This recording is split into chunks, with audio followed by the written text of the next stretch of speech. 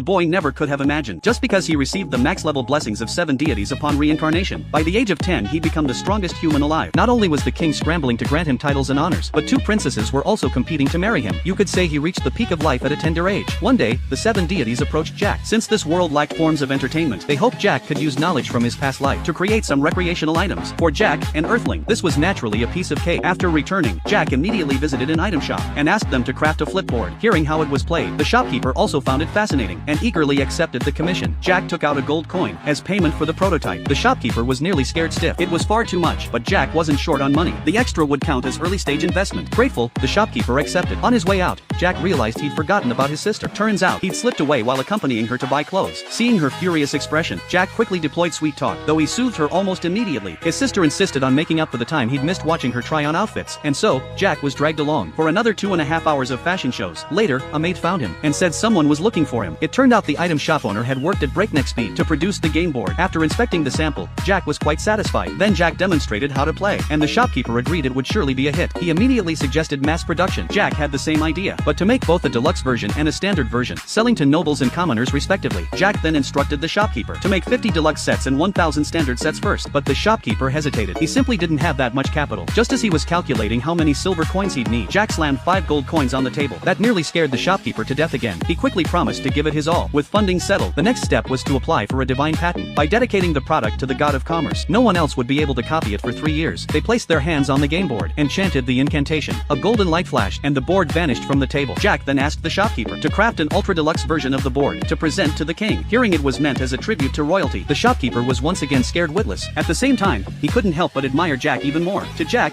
it was no big deal if he knew the deities were already playing the flipboard he'd made up in the heavens. He probably would have been genuinely terrified. 2.5 days later, the debut gathering among nobles officially began. Upon arriving at the venue, Jack noticed that old noble who'd given him trouble during his title ceremony had brought his 3 young sons to the event, but Jack paid them no mind. Instead, he went straight to his fiancée, the duke's daughter. Watching the two greet each other, the girl's father wore a knowing smile. Jack felt a bit speechless. Since their last meeting had taken place in a private setting, both sets of parents now went through a very formal round of introductions. Then Jack, seeing his fiancée in her formal gown, couldn't stop praising her. 綺麗です。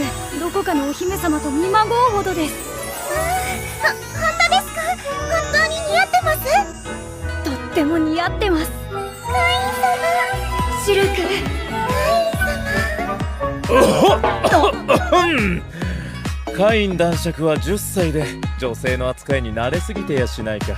いやはや、姉のレイネがおてんばでしてな。気をつけないと機嫌を悪くするので、それで慣れているのかと。そうか。ではまた。His own father